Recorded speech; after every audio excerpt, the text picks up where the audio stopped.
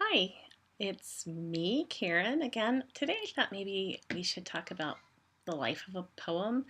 The poems you're reading are obviously um, different than lyrics to songs, or different than even slam poetry, which is a performance art form and not so much a written art form. And we're writing poems for print.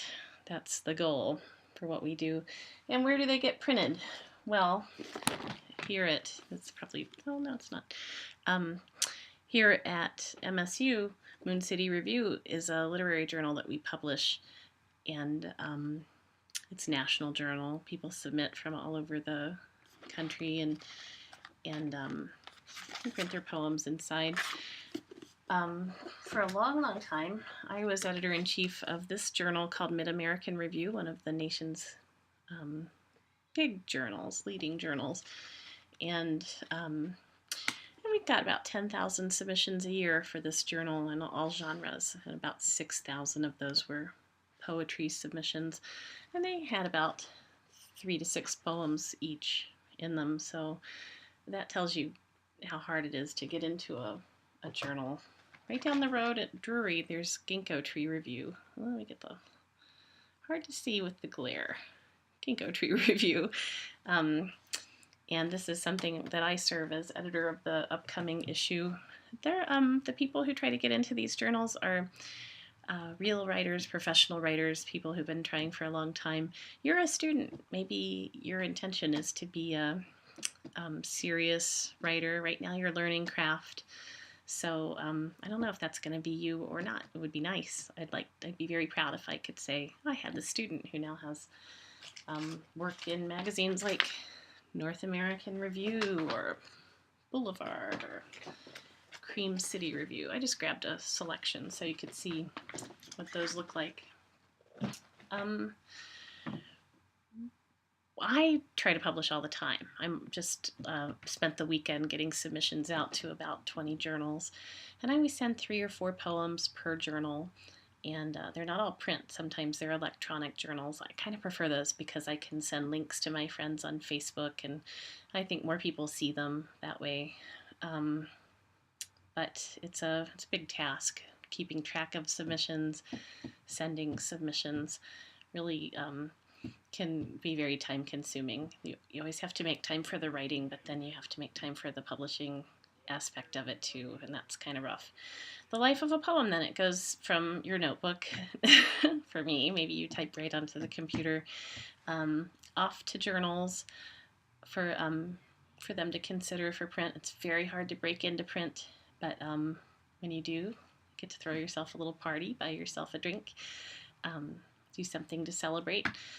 After it's in a bunch of journals, maybe you'd feel like you might like to try, like I did, get a chapbook, a small, see how skinny? Small book of poems. Chap means small.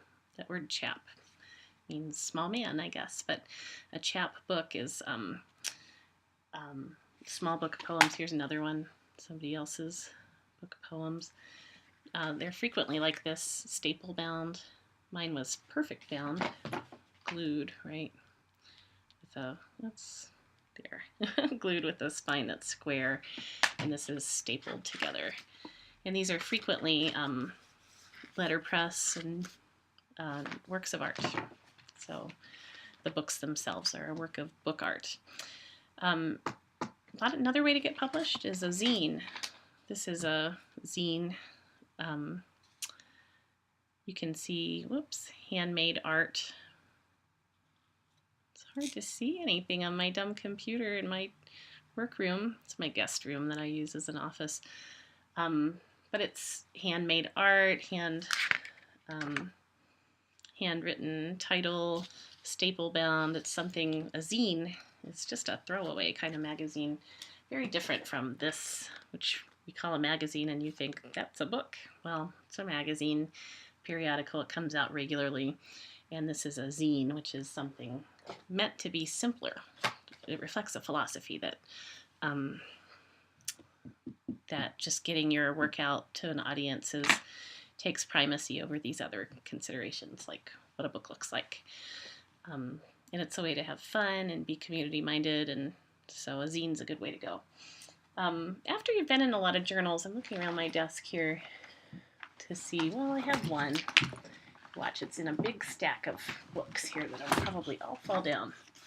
Okay, Best American Essays. But there's also a Best American Poetry, and it chooses work from that are printed in these other journals. You can see, like, here's, pretend it's a poem, but there's the poem Keeper of the Flame from the New England Review. So it was published in a magazine like this, and then they liked it so much they published it here. That's an anthology publication. I'm in one that's coming out called New Poets of the Midwest. So Midwestern poets are featured, work that's been featured in magazines. I keep saying, I'm sorry about that. I even just said, I'm sorry about that. Okay, where was I? Oh, the goal. The goal is to get a book, a full-length collection of your own poetry put out by a reputable journal publisher, like a reputable publisher at maybe a university or an independent publisher. And sometimes they publish journals, but there are also presses. Moon City Review that I just showed you has a press, Moon City Press. Sadly, those aren't really open to you because those are for writers on a national scale, and you'd need to try, they're national undergrad journals, and I'll provide you with a list of those so you can try your hand there. But yeah, here's a book poetry. Typical looking book poetry. Just got this as a review copy, and they sent me a letter saying, please review our book. It was put out by Omnidon Publishing, and that's a bunch of blurbs from writers who say, this is really great, you should read it. But then when I look inside, I can find a page with acknowledgments. It says where all the poems first appeared. I should be able to find that. A smarter person could find that. But yeah, you can see all of the poems in this book were in magazines, like I just showed you. I won't hold them up again. That's probably unnecessary. See how it works? You go from writing them to sending them out to journals and trying really hard to getting them published in a journal. Maybe an anthology will pick them up, but the goal is to get a bunch of good publishable poems together in book form. Maybe then you go further. Maybe you have a new and collected works. When you're a really big name, they take your 10 books and choose your best poems from them and put them out. Maybe you'll end up in the Norton Anthology and read in literature classes. That's a possibility. Remote, maybe, but it's why we don't stick stupid crap in our poems that might need footnotes. It's why we don't talk about like necessarily name brands unless they're something that has enduring value, because we'd like our poems to endure. Getting a little philosophical here because you might not share that point of view. That's how it happens. I think that's the life cycle of a poem for you. Sadly, I think most poets don't get beyond the point of having a book or two. I have my first book coming out next year, and maybe you and I will be poets the ages remember, but maybe we'll be lucky and have a book out. We'll see how it goes. I've got a second manuscript circulating though, so hopefully there's more to come from me and more to come from you.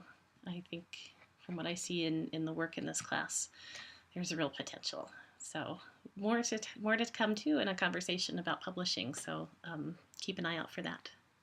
All right, bye.